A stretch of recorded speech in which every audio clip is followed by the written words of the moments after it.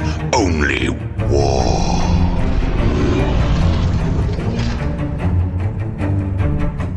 What is up, gents? 40K Dirtbags here. We are doing the World's Death Guard videos for you, 1 through 8. I think I'm going to split them up day 1, day 2, day 3. So whatever video you guys are clicking on, this is one of those days.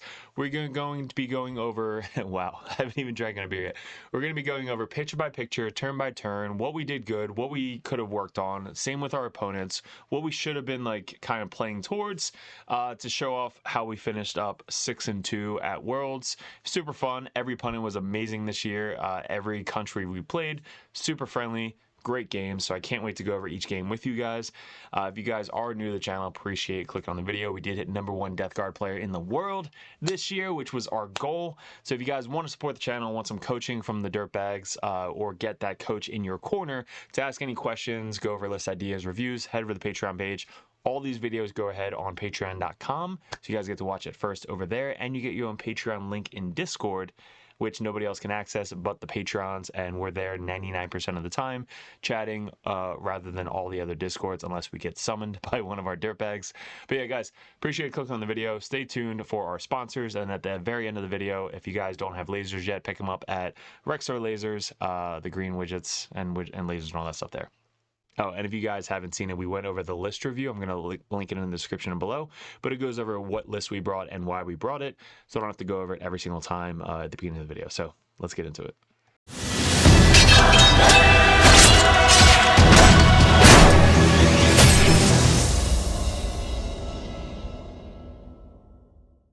All right, gents, thanks for clicking on the video. If you guys want to support the channel, go over some coaching options. Wait towards the end of the video. We'll go over all of this merch and the Patreon. But guys, I appreciate it, and let's go Dirtbag Nation. All right, guys, so this is day 2. We got Votann and Death Guard. First game of the day, we're going into Death Guard. Going into this tournament, we played Chaos Space Marines and Death Guard, and knowing your army super well, it makes it such a more confident game going into it, like anytime you have a mirror match. So this guy, super fun dude. I saw his game the day prior, and I saw his models, and I liked the blue scheme, so it looked really cool. So I was like, dude, you guys look awesome. And then we play each other the next day. I guess they're not really painted. I mean, you could kind of consider that 3 colors, right? He's got gray, silver, and white. So, but the blue looks like fire. So I really like the blue paint scheme on the Death Guard. His list is Virulent Vectorum, the standard list. He's got the full 10-man Plague Marine units with the Plaguecaster and the sustain or crit on 5s, Putrefire. So that unit gets the full rerolls to hit and wound, and it works in combat as well. Then we have 2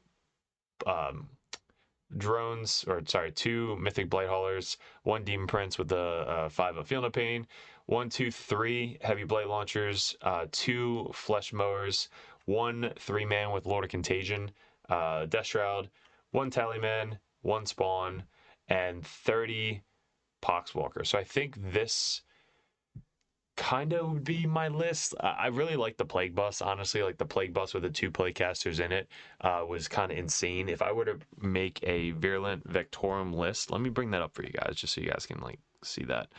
So Virulent Vectorum, 2 Plaguecasters. This would be an idea if I didn't bring my Taliban to Worlds. It would be Demon Prince with the enhancement, Foul Blight Spawn, Lord of Contagion with the demon weapon, Lord of Virulence, Malignant Plaguecaster, so 1 Foul Blight Spawn, 1 Malignant Plaguecaster, Tallyman, 2 5-man Plague Marines, 1 Rhino, Spawn, 2 Terminators, 3 Heavy Blight Launchers, 2 Mythic Blight Haulers, and 2 Poxwalkers. So I think the difference is I have another Death Shroud unit, Lord of Virulence, no Flesh Mowers, and the Foul Blight Spawn, but you could run another Malignant Plaguecaster. So you have 2 Malignant Plaguecasters for the Plague Bus, because the Foul Blight Spawn's cool, but the 2 Plaguecasters were just fire. So honestly, let me just delete that now. So 2 Plaguecasters in the Plague Bus. We can upgrade the Lord of Virulence to have The demon weapon of Nurgle?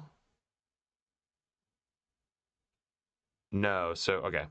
So we'll get rid of that, and then we'll give, instead of the demon weapon on the Lord Contagion, we'll give the furnace. So now we're up to 1995. So it's, yeah, this is nuts. I think that this could do really well. So that'd be my difference. But this game, we did not run that. So this is the mission you guys could see to my right. I'm sorry about the glare. It's kind of hard to see, but we are playing Terraform. So in this mission, you kind of want to go first. So this is the deployment on day 2. I think we picked layout 2. So this is layout 2. It's diagonal deployment. It's a ruin slanted. This one's going this way with a little ruin there. Nothing in the open. This is fucking hilarious. This is his objective marker. Dude, awesome dude. Stripper pole. Oh, this is the guy that gave me the stripper pole. So this is his dice. I guess this is his club, and his dice was a stripper on it. I was like, dude, that is amazing. So I kept using that all tournament. So that was really cool. But we set up the... these guys start basically on the line every single game because we can bring them back, and if we happen to go first, we just kind of yeet them forward. So knowing Virulent Vectorum, you want to keep them in combat. Like the drones, the heavy blade launchers, they just do so much damage to shooting, but if you keep them in combat, it limits their potential so much. These guys can fall back and charge the flesh mowers, but these guys can't. So if I could tie up 1, 2, 3, 4, 5 of the drones, that would be my goal. I don't want to get into combat with this guy because if he goes into me, he can clear probably 3 or 4 bases himself. But for his deployment, he put a flesh mower behind the ruin, flesh mower, poxes, 20-man. Oh, he had a 20-man pox and a 10-man pox. So the 1 10-man pox was up here, making it sticky. The 20-man pox was over here. Tallyman in the back. Spawn are going to scout up this way. That's his dice. He had the Demon Prince this way to move up this way. The Rhino behind cover. And the Death Shroud with the Lord of Contagion in reserve. So once those guys come down, then we kind of know where they are for the rest of the game. So for us, we deep struck a lot in this game. We had the 2 Death Shroud. We have the Rodigus. We had the Plague Bearers. We had 1 3-man Nurgle unit in every game. We deep struck them. I have my Beast over here to scout up in this little corner. If I go first, I can scout up this way. Heavy Blood Drone, Flamer Drone, Plague Marines in here with the Plague Caster. Spawn to scout up this way. And then the Poxes here. And then these guys making it sticky. So I kind of screen out a lot because this guy can move over 9. I have most of this screened out with these guys. This side screened out with this guy. So this guy moving up to here screens out 9 up to here. So I can screen out with very few units if you can, these guys spread out and then this guy stays outside 9. And that was it. So for us, we went first on Terraform. So I think the goal here is we want to terraform as much as possible. So after turn 1, this is where this was turn 2 because the Death Shroud are in, but turn 1, we got turn 1 for Death Guard. So we moved up. We get established locus and no prisoners. So established locus, we established, I believe, with the these guys, we terraform there. So the Beast of Nurgle moves up, terraforms here. He's going to kind of like camp as long as he can. This guy waited. So he scooted up this way. The Flamer Drone moved up this way. The Rhino moved up this way. And I wanted to kill these Poxes off the point. So that'll get me at least 1 no prisoners because there's not a lot I can kill as well over here. And the Nurglings can't really do much. So they can't go through walls. So how you do this is you move up 5 this way. Move up 5 against the wall. And if you roll a charge far enough, you can basically like put your guys back into coherency. So for example, this guy moves up 5 this way, and then if you charge the Rhino, I think I move up, charge, and I charged this guy and the Rhino because it's the same distance. So I move up 5, charge, and when you charge in, you can basically charge in, and then when you charge in, you're staying in coherency. So this guy moves up 5 and then charges this way, right? This guy moves up 5 and charges this way. So now you're getting your guys back into coherency. So the guys on the other side of the wall can charge kind of like diagonal. So it's almost like you start this way, and then when you break off, you wrap around and then tie them up on the other side. So that's one way to get around a wall when you can't go through the wall with the Nurglings. Because since they can't pass through the wall, you can't just move up and charge through it. You have to move up and go kind of like around, like a little rotation of the Nurglings. So when I did that, I got this guy tied up in combat. Let me see how I finished. Yeah, so we charged this way. Yep.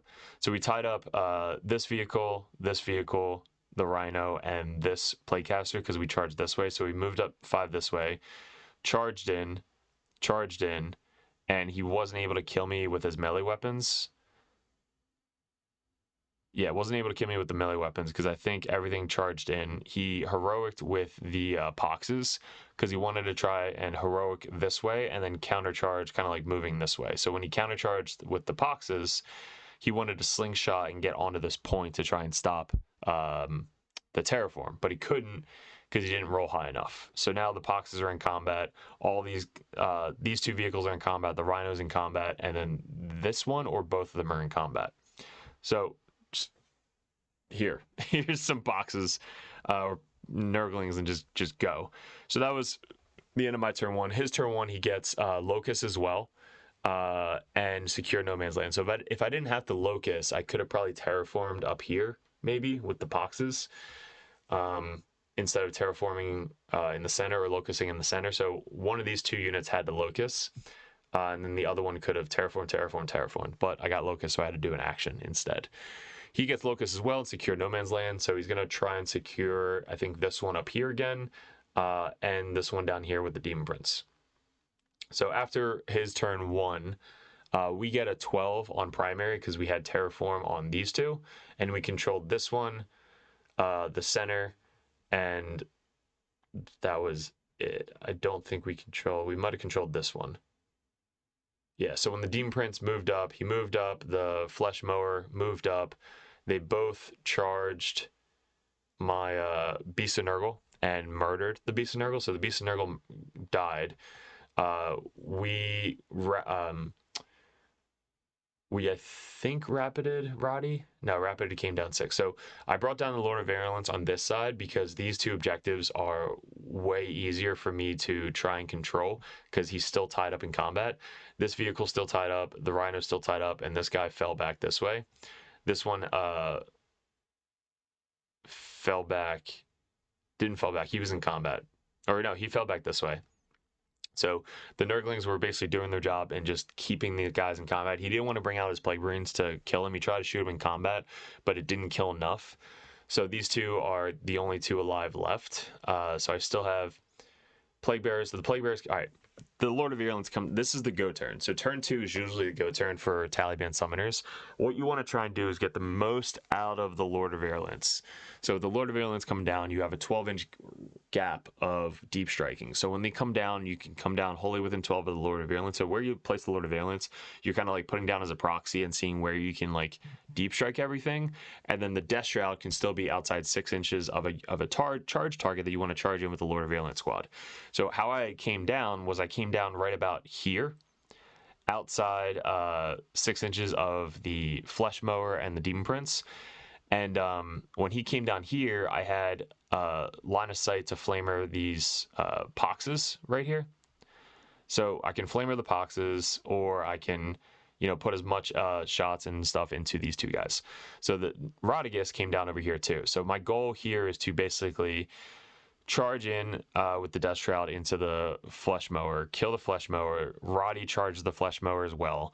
Then once the Flesh Mower dies, Rodigus piles in 3 and then attacks the Demon Prince. So if I can kill the Demon Prince and the Flesh Mower on this point, he doesn't really have anything else to come down this way to really threaten the point with Roddy on it. And not a lot of shooting left really to take out Roddy right now because the Plague Marines are all the way up here. So this guy scooches over, he puts like 3 or 4 shots into the Demon Prince and takes the Demon Prince down to 6. I think I did 4 wounds. So Demon Prince is at 6. With the Field and Pains. So since I took the Demon Prince down, I think I flamered it as well, did some more mortals. So Demon Prince is down to like 6 or 5. Like I wounded it enough to be like, all right, now I could potentially kill him with his 2 or 4 or 5 of field pain, toughness 12. So Roddy charging in, hitting on 2s, wounding on 5s. He fails 2 or 3. I roll the damage and kill the Demon Prince. So we killed both of these with the Lord of Virulence and Roddy. So we took over this. We brought down the Plague Marines over here just to screen out this side. Because I didn't want his Death Shroud to kind of like come down over here and charge this way, and I didn't want his Death Shroud to rapid. So his Death Shroud decided to rapid up top here to try and stop the counter charge of these guys. So what I did with the Plague Bearers is they all came down right here. I wanted to keep these units in combat. That like going into Death Guard, knowing that they can't fall back and shoot besides the Flesh Mowers, but all the other drones are kind of stuck in combat. I want to keep his Plague Drones and his Mythic Blight Haulers in combat to keep Rodicus safe for the whole game. So the fucking Plague Bearers come down outside 12, outside 6. They get +1 to charge. So I charged in to, I believe, the Rhino, right? So I stay outside 6 here, charge into the Rhino. And then when I charge into the Rhino on a 5, because I get +1 to charge, I pile into this guy, this guy, this guy, Rhino, and then I stayed outside 6 of the charge over here. So when I charged into the Rhino, I stayed outside 6 here, so we can't counter. And then I just pile into this drone as well. So I tie up 1, 2, 3, 4 units again with the Plague Bearers. Death Shroud came down because he did have his 2 spawn here. What else did he have on that point? So he had the spawn and the Mythic Blight Hauler. So the Mythic Blight Hauler was here, right? So what I did was I charged the spawn instead of the Mythic Blight Hauler because he rapided outside 6 or within 6. So if I charge the Mythic Blight Hauler, he's going to countercharge or Heroic Intervention to fight my Death Shroud. So I did another stay outside 6-inch charge and pile in. So I charged, I got out of the Rhino with the Plague Marines. I moved up the Plague Bus. I got the spawn up. So basically I charged everything into the spawn. The goal was to kill the spawn. And then these guys pile into the Mythic Blight Hauler, which is what happened. So I successfully made the 6-inch charge with 1 of the Death Shroud. The other 3 were 2 inches apart, so 2 inches, and then all base to base. So how this works is when you pile in, this guy piles in base to base, this guy piles in base to base, and then this guy piles in base to base, and this guy stays in coherency. But he consolidates or piles in towards the close enemy unit, which is the Hauler now. So these 2 plus the Lord of Contagion just wipe the Hauler pretty easily. And then now I'm not within 4 inches of anything, so they just pile backwards onto the point. So now this point I have 2 Plaguecasters, Rhino, 5 Plague Marines, the spawn, and 1 Death Shroud unit. And then down here I have Death Shroud unit, Lord of Virulence, and Roddy just camping. Heavy Blight Launcher in the back, Heavy Blight Launcher in the back. Yeah, it's just, and these guys are all tied up. These guys are 5 left, I think. 1, 2, 3, 4, 5. So they're just going to sit there, just chill. And that was my turn. So I had a huge turn 2. He's tied up with everything. Death Shroud are just kind of like there. Yeah, this guy should have piled more this way because I can be seen by this Heavy Blight Launcher. So my positioning wasn't good preparing. This guy's behind the thing. So if these guys piled back kind of like diagonal this way, I could have hid more from this guy. I didn't think about it, but he's able to get some shots. So he gets some shots down, kills like 2 or 3 of them. Death Shroud charge in, leaves this guy on 1 wound with the Field of Pains, because since 1 Death Shroud was still alive and he charged in, it's order of activation, so basically they're all still alive technically. So I get the 4 at Field of Pain because of the Death Shroud bodyguard unit. So since they have the 4 at Field of Pain, he lives on 1, he swings back and kills 1 of them. And then I still have all this. So I'm still camping this. This thing fell back to there. This thing didn't move. He shot the Death Shroud. The fucking 1 Nurgling is still alive. The Plague Marines are still in the Rhino. This guy helped kill the other these guys, the sticky Plague Bears. So I have 4 Plague Bears left. They're about to kind of try and move up and tag these 2 guys again. I want to steal his home field objective because they're OC2. These guys are still rocking. They move up to try and screen Roddy and these guys. And that was his turn 2. So our turn 3. Let's rotate this. Our turn 3, we want to try and, again, keep his guys back as much as possible. This guy he fell back because I want to get some shots off on these guys. So he falls back. These guys get out. Rhino moves up. Shoot this squad. 4 rolls to wound on that squad. So the 2 plague casters just murder the Death Shroud unit. Spawn move up to do an action. Terraform, I believe. This guy scooches up, gets line of sight onto the Rhino. This drone. This guy as well. These guys move up to just flamer everything here. My goal is to charge in and then pile into this objective. So I don't want a flamer because I want this guy to stay alive. So when I move up all these guys, I need movement. So I move up all these guys. I charge in, start with the Rodicus because when he moves up, charges in, and sweeps, Rodicus then pile onto the center objective, and then these guys can finish off the rest if they didn't one-shot him. These guys move up because I want them to charge as well. So I actually don't flamer these guys because I need that charge. It's very hard to not flamer the boxes, but I move up these guys so they can charge in and get some distance. So when they charge in, I want to charge in and kind of get this way, right? These 3 move up this way. They want to charge and steal the home field objective, try and get off sticky. And I believe that these guys start running up because all of his guys are on the table now, so they don't have to camp the backfield anymore. So they're just running forward. These guys are still holding strong. This guy moves up on the point. And that is my turn 3. This guy failed to die. Still alive. Yes, so he's still alive. So I had to charge him with the Rhino and the Plague Marines.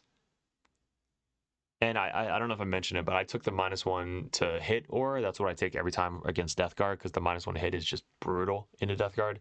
And then he took the -1 AP. So the -1 AP, not as good. I think the -1 to hit against me would have been insane because all my demons would have hit on 4s most of the time, and then all my other stuff would have hit on 4s. So I think the -1 to hit against Death Guard Mirror is so much better. So he managed to kill one of the Plague Marines over here. So only one was alive, so I didn't steal the home field objective, which sucked. But now this Rhino is free to do whatever. This guy's free. This whole squad died. Rodicus is on the center. These guys are on this point. And then this guy is alive on 4. So after his turn, my guy didn't get back up on a 1. His guy didn't get back up on a 1, so we both rolled a 1, and both of our Lord of Contagions died, which is hilarious. This guy gets back into the ruin completely, shoots this way, kills my Lord of Contagion. Rhino scooches up, charges his Rhino. Everybody over here is battle shocked. Plague Marines these guys are battle shocked, so I can't bring them back. The other Nurglings died, so I think I spent 1 CP on them instead.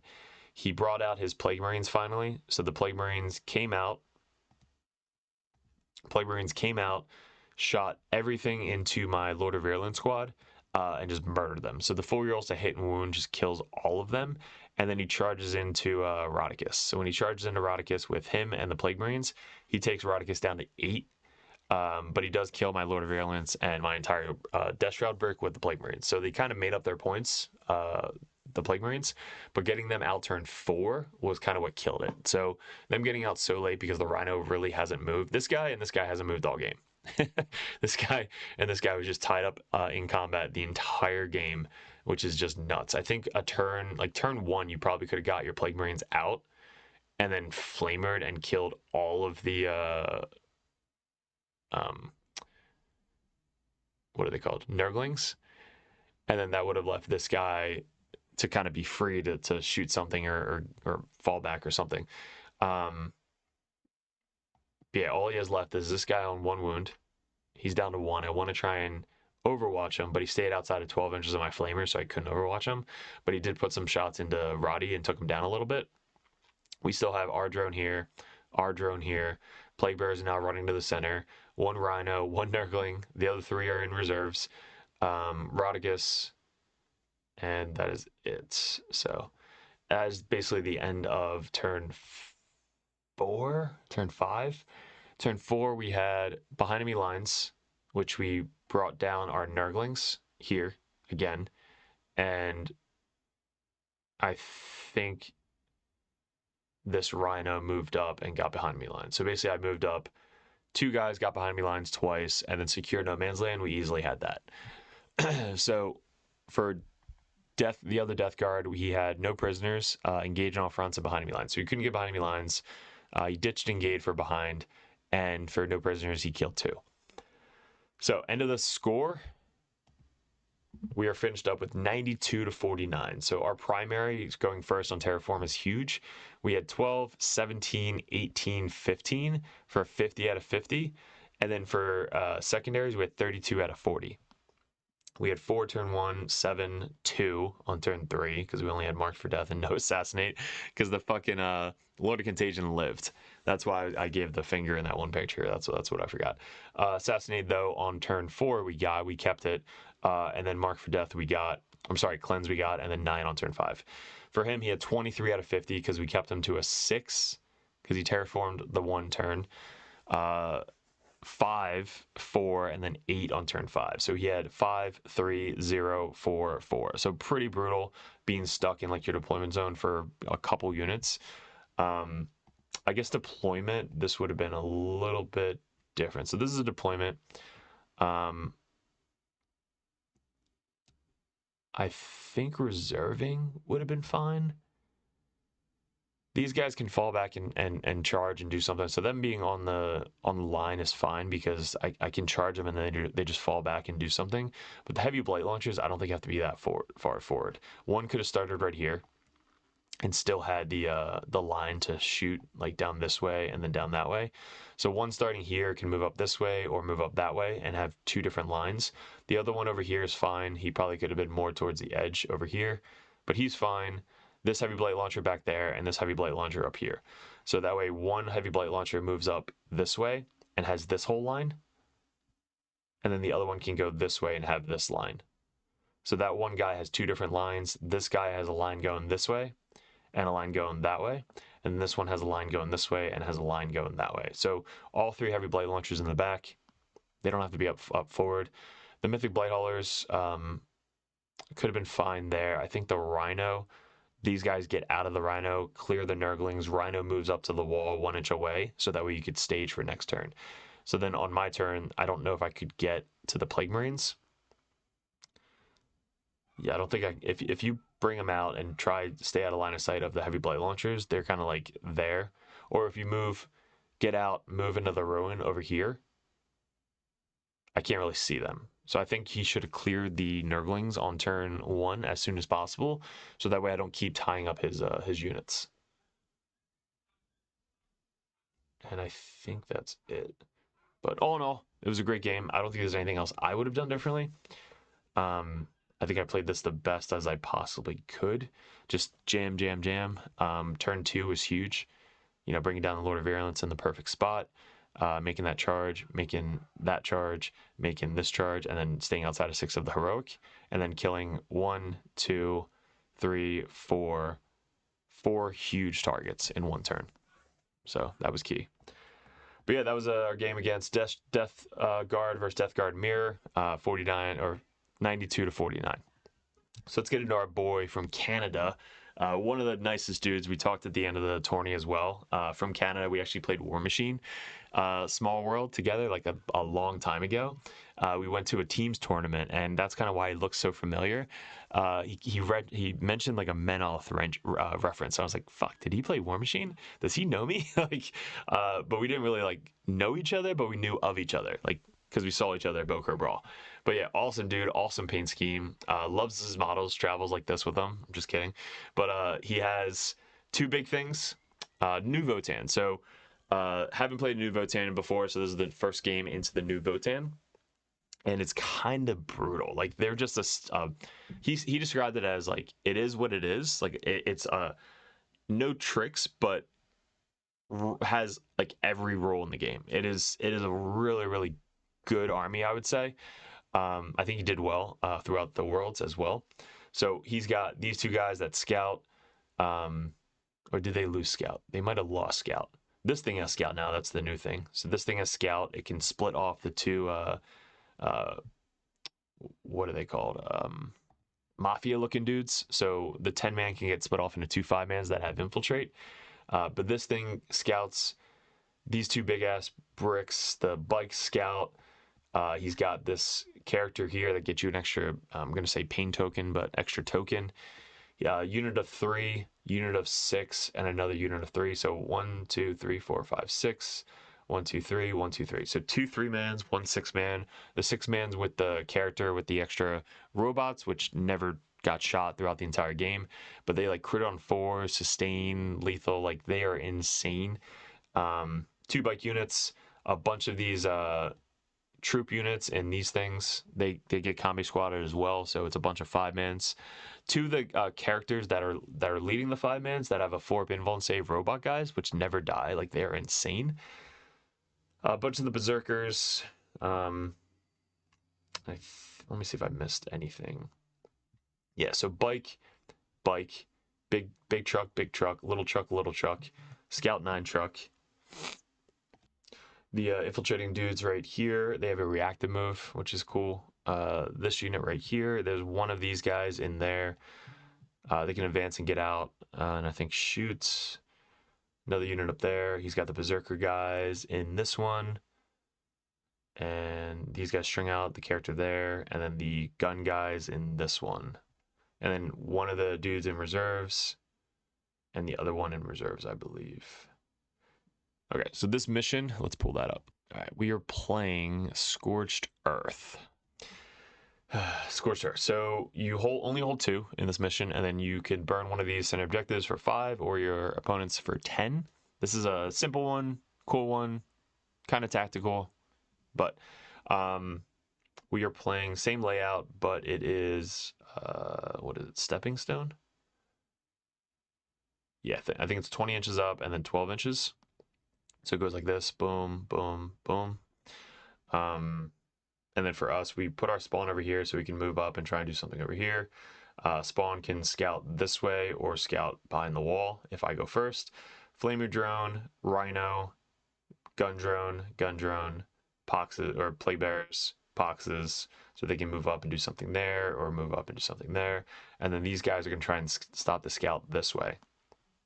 So, yeah, didn't know what to do with these guys, but they're probably gonna die. Scouts everywhere.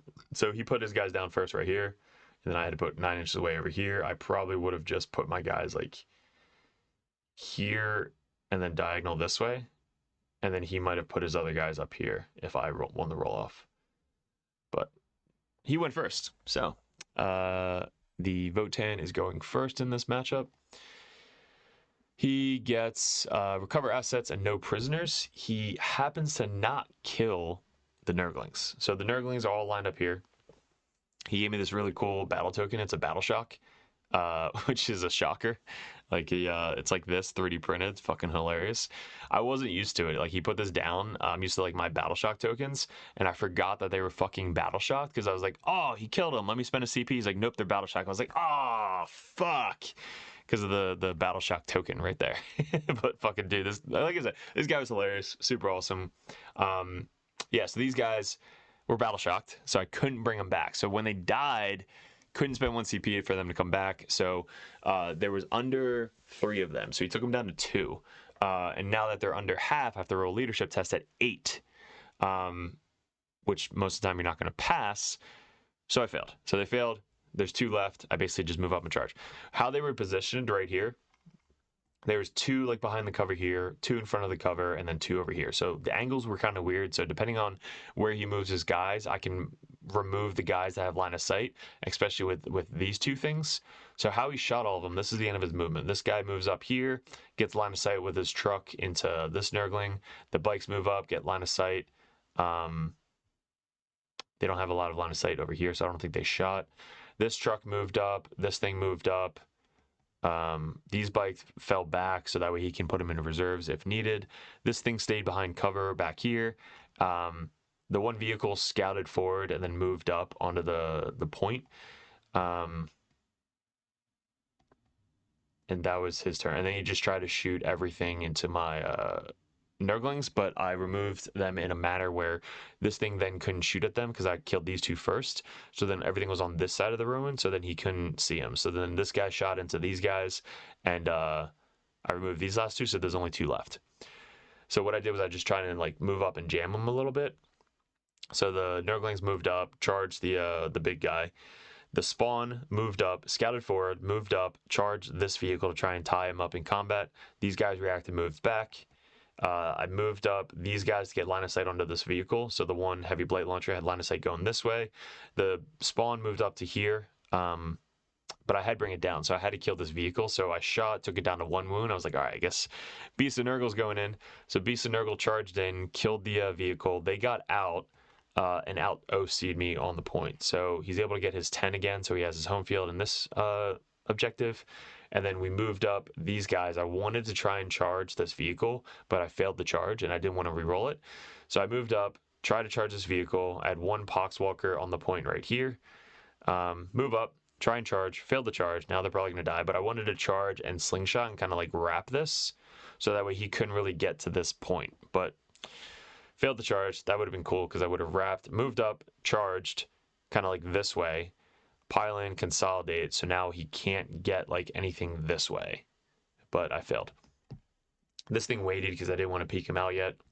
The gun drone or the flamer drone stayed back, and then the rhino moved up to the wall. This was the thing, so I moved up to the wall, and this is kind of where the berserkers came out to play. So the berserkers came out here. These guys were kind of like, so I put these guys down first, which in a tournament I probably shouldn't because then I'm giving my opponent like ideas and like how to stop me and stuff like this. So I got to stop like doing this with the movement because he's a reactive move. So he's nice enough to like give me a take back and remind me of the reactive move after he does it.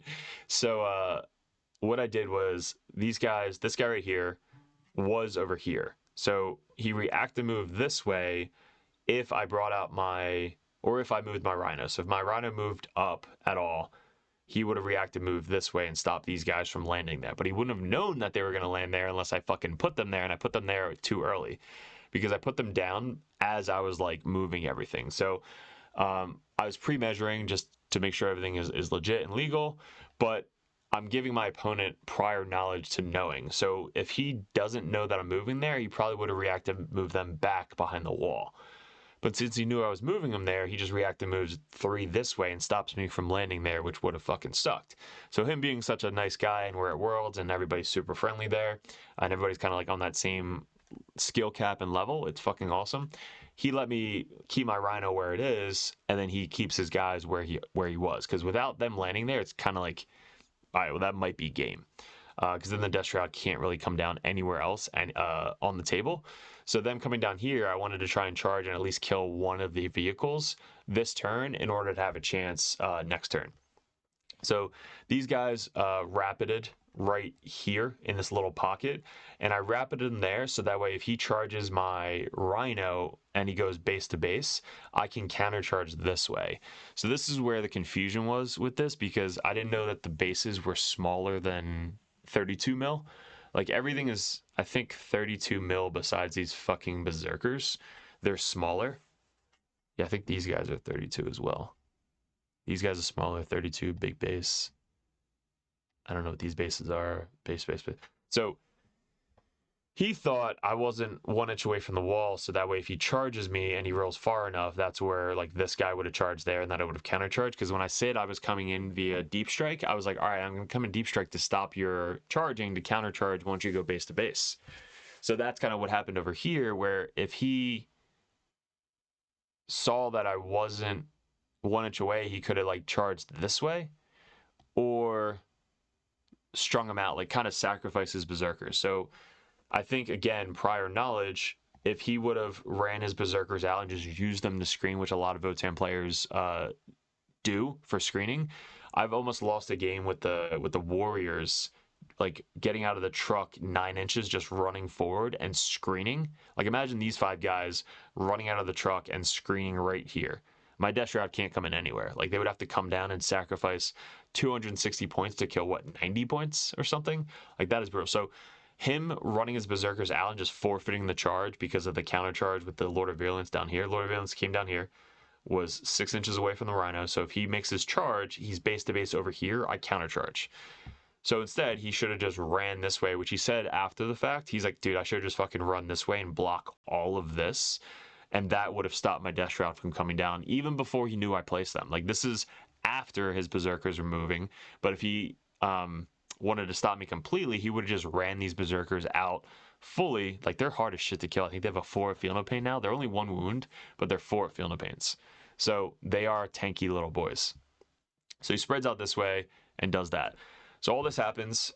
These guys stay there. These guys come in. These guys move up. I stay outside 9 of these guys to stop the reactive move. So I have to stay outside 9, so I can't charge that way. These guys fell back from the beast. These guys moved up. Beast died like pretty easily, I think, from this cannon. Like, just shot over and just dead. These guys moved up, got on the point. He put 2-4 on the point, so he stole the point from me. Death Shroud came down. So Death Shroud came down here. 1 pox lived. So this is what we were laughing so hard about. So there's the shocker right there. Battle shocked. Fucking, I love this dude. Fucking hilarious. Battle shocked with my token underneath, so I'd remember it. Battle shocked, but he lived. So him living, I can't move. If I move, I get overwatched. I have to put a demon unit down, which I do back here. So when the Nurglings came in, they were within 7 of these guys, would then spread the contagion another 9 inches on turn 2, which then was able to get a lot of people into contagion. So contagion. They come down, they charge. I charge this way into the big-ass vehicle over here, and I kill the vehicle to a wound. So barely just kill it. Killing the big tank. I piled into this unit and this unit. He's got to fall back and shoot Shroud, so this didn't really matter, but this unit's dead. So I have to get something out of this unit before they die, because they're just about to get picked up. Charge in, kill the tank, pile in. Nurglings made a 6-inch charge over to here. There was a vehicle here. So the little vehicle was over here. I blew the vehicle up with 2 heavy blade launchers over here.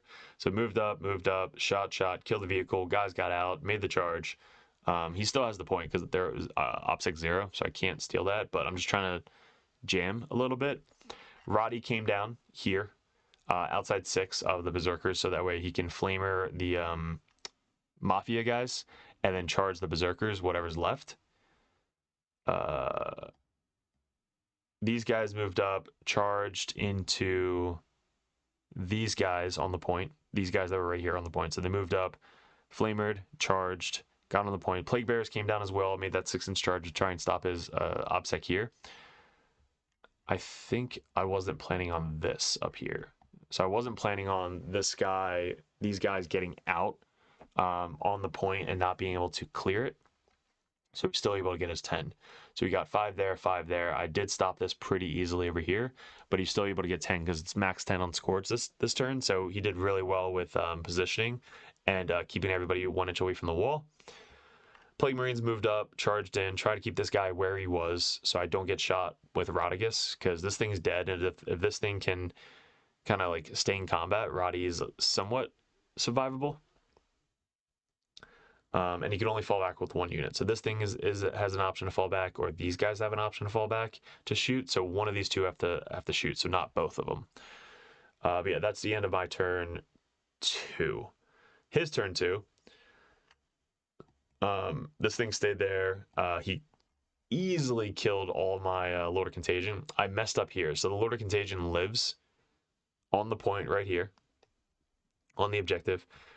He backs up these guys, spends the 1 CP to fall back, shoot. So he falls back. My Lord of Contagion lived after all the shots with the Feel No Pain. I saved him from moving because I knew he was going to overwatch me. What I should have done, these guys are still alive, I should have moved up, like, forced an overwatch. He kills me. I then get back up, and then I can charge. That's what I should have done. But order of activation, if I die in the overwatch, I can't get back up and charge because it's all the same phase. So that was a mental mistake on me with the Lord of Contagion. Like, I knew he was going to overwatch. and I should have forced him to overwatch before I charged. So if I move up this way, right, get out of line of sight, because then he has to overwatch me. He could choose not to overwatch me. Let's say I move, stay in line of sight of them. He's like, all right, I'm not going to overwatch because I'll just overwatch in the charge phase, which is smart on him. But I should have moved 5 inches this way on the other side, get out of line of sight. If he does overwatch me, I just die, stand back up, and then charge. And him charging into this unit probably could have picked up. I mean, he's got the 4-up invuln save robots, which rolled so many 4-up saves. But I probably could have charged and wiped out most of this squad to take over this point again. But that was my mistake. I died, rolled a 1, didn't get back up. Doesn't matter. That's the order of activation that you should try and remember with the Lord of Contagion, is if you know they're going to overwatch you, force it, and then in the charge phase, charge. So heavy blight launcher moved up on the point to try and steal it. This heavy blight launcher moved up, and then these guys came in from reserves. The 3-man came in from reserves, couldn't really shoot anything, like nothing really good to shoot at. I moved up, shot them, charged them, left one guy on one. The playcasters got up, moved up, got out. These guys moved forward. They're strung out because he still has his bikes on the table. So this was a pro play right here. We'll go into this in like a little bit, but his bikes are still on the table, so he can still get off the board and come back on the board. So I need the plague bearers to kind of screen out as much as I can, because if the bikes move off and steal my home field objective, that's 5 points I'm missing out on. The 2 plague bearers here are still alive. They I auto passed battle shock on the 2 plague bearers and made this sticky. So once this was sticky, I fell back behind the wall, so that way next turn if they pass battle shock, I can move up and do something on the point. So this thing is sticky, can't really get to it with the bikes unless he comes off and comes back on, but these guys are blocking reserves. So I was happy with them coming in or off the point over here, so that they're fine there. Rodicus moves up behind the building, so he's out of line of sight of this thing. This thing moves off the point and starts to burn. So this thing is burning the center objective because there's nothing else for him to do. I don't want to burn this one because it's sticky, and then I don't want to burn this one because we're still have a chance to fight over it and control it.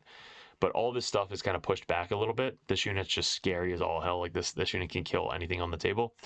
These guys make the charge, so they move up. They charge the vehicle that was here. And again, this was the pro play. So the vehicle blew up, and he was trying to figure out where to put his guy, this one solo guy. He was trying to figure out where to put him. So if he puts him on this side, I can pile in and tag these guys, or consolidate and tag these guys. If he puts them in front of me, I can still consolidate 3 and tag these guys. He then puts them all the way on the other side of the thing, and I have to pile into a close enemy unit. I was off by like a hair. We had the judge come over and we measured it, like we were both just laughing. And this is the funny thing. So one of the judges, right, we both know it's like really close to 3 inches. So we're like, all right, 3 inches and a hair, 3 inches and a hair. I'm like, what happens if they're both the same? He's like, I don't know, let's just ask a third opinion. So we call a judge over and he's like, all right, so this one's about 2.5 inches. And I'm like, we both look at each other, we just start fucking dying because he's such a, like, they were so off with that measurement. We were like, we're both War Machine players, so we both have like widgets and we know like millimeters, and like we're both measuring. So when he's like, yeah, this one's about 3, this one's about 2.5, I'm like, we both were like, okay. And then we called a judge again later in the game. The same judge came over and we both just started laughing because we're like, all right, whatever this is, it's like probably not going to be right. But we then decided, all right, I have to pile into the close enemy unit, which is now this guy that got out of the Rhino, or the truck. So I couldn't tag up his bikes. If I could have tagged up his bikes, it would have helped out so much. But since I couldn't tag his bikes, these guys are kind of like in the open now in front of this thing, this entire unit, and the bikes. So this unit's about to die. But yeah. So it's right here. This is really close. This is at this point it is 43-36 Votann. So we're down by 4, 5. We're down by 7 points right now. But we go second, so we have a chance to get a huge turn 5. And on his turn 4, he moves up the big thing. So moves up. These guys take this guy down to 1 with all of their shots, or they move up. I bring in my Nurglings within 12, outside 6, and I just want to kind of like charge and tie these guys up. There's one guy left here who's battle shocked. This guy's dead. These guys scooch up. What was there? So these guys move up.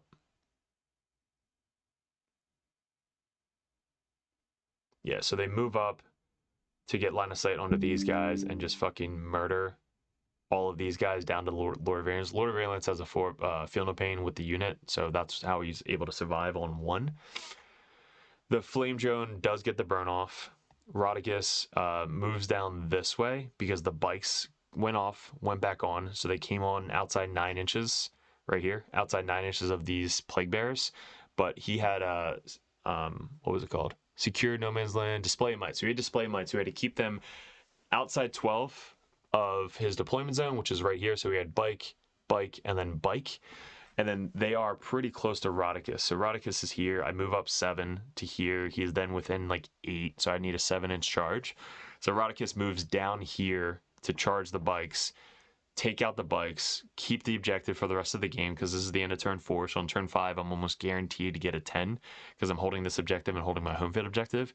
And then I can burn on turn 5 to make another 15. So I could burn, hold it, 15. So that's kind of why Rodicus had to move down instead of go up, because I'm kind of giving up this point. The Flamer Drone moved up, shot, charged. He countercharged to get distance. So these guys countercharged, pile in, consolidate, and try to get over here. So that way on his turn, he can fall back and do something to this point. Probably fall back, shoot, and steal the point. And then I still have the Plague Bust. So the Plague Bust kid's out. Rhino's still alive. This drone is still alive. Plague Bearers are there for anything on turn 5 to come up and maybe do a cleanse or something. But they run forward, set up for turn 5. He sets up for turn 5, and then up here is kind of just all mush, like just run forward. They put a clock down at this point, but we're both going to finish because it's game 2 of the day. 4-hour games, by the way. Nurglings failed their charge twice. He failed his charge twice. Or they failed, he failed, re-rolled it, failed. These guys clear the drone pretty easily. Rodicus, this bike falls back. Rodicus camps there. These guys move up. This thing's stuck in combat. And that's basically the end. So this is the final board state. He still has this full unit. I didn't shoot it once, guys. Like, these robots are, I don't know, they might have an invuln save, but they're just 4 wounds, like 1, 2, 3, 4 wounds, just nothing, right? Which means if I shoot us with the heavy blight launchers, yes, I get a lot of shots, but all those 3 damage shots just go away with their fucking robots, right? So on my turn, I basically move up, flamer, move up, charge, turn 5 actions. I had assassinate and overwhelming force. So assassinate, I think I got with this unit. And then overwhelming force, boom, boom. And then that was and then turn 5, I held this one, held that one, and then Rodicus burned. So burn, hold, 15.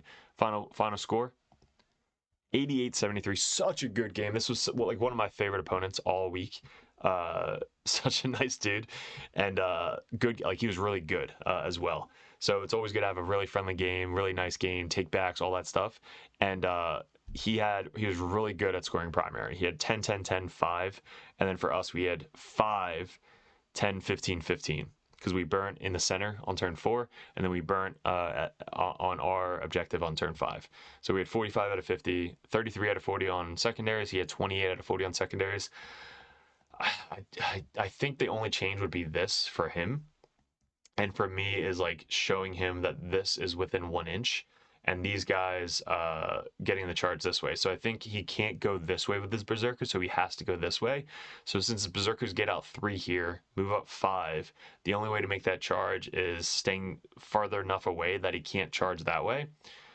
And then he has to charge this way. So I think the difference for him is the Berserkers basically just run out or move out this way, charge the spawn this way, and then pile in to kind of screen this way. And these guys, where are they? They're right here. These guys either running out and screening, and then when I move up, react and move forward, or for me not putting down the death shroud, knowing that they're going to try and get there. So I think that was the difference for me. I think sacrificing these guys turn 1 would have been good. Just like whatever shot, like give him the shots basically. If I give him the shots, I can then remove them from the table and then spend 1 CP and bring them back. And then they would have been able to come down probably up here because Lord of Virulence came here. So Lord of Virulence moves up. I string out 6 inches away right here. Like string out 1, 2, 3, 4, 5, 6. And then I make that charge and I slingshot them this way to tie it up as well. So basically, it's the same play. Like they still get in combat up here, but I have 6 of them again. So they're basically just blocking out as much as possible from this way. These guys failing the charge is gimme. I think this had to happen, but I wish it didn't. His bikes staying back, I think, would have been key because these bikes getting tied up was not good. And yeah, Roddy was MVP. Roddy coming down, making that charge, flamering, staying out of line of sight of this thing.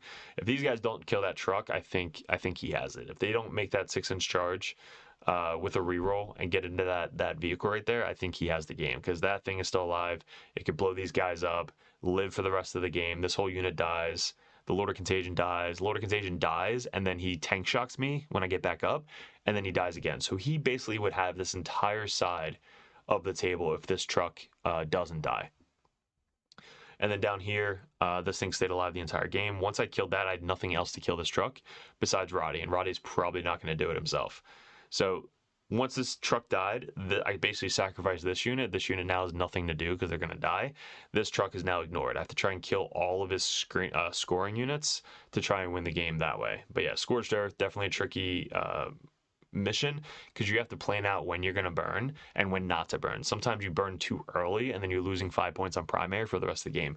I burnt round 3, I think, last year at Worlds, and it fucked me up for the rest of the last 2 turns. So make sure that you burn when you don't need it. Like I only burn the center because I'm like, all right, I have 2 objectives. Even if he takes over one of them, I still have the other one, and the center one's not doing anything for me. So if I move up and start to burn, he has to sacrifice and kill that guy to stop the burn, right? Or throw models on the objective, which then sacrifices them anyway to try and stop the burn. So I force him to focus on that one random drone that isn't doing anything for me. And if he doesn't, that gets me 5 extra points. So kind of planning out that way is definitely key.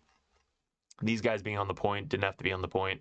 I fucked that up because then he had overwhelming force on his turn, which killed them.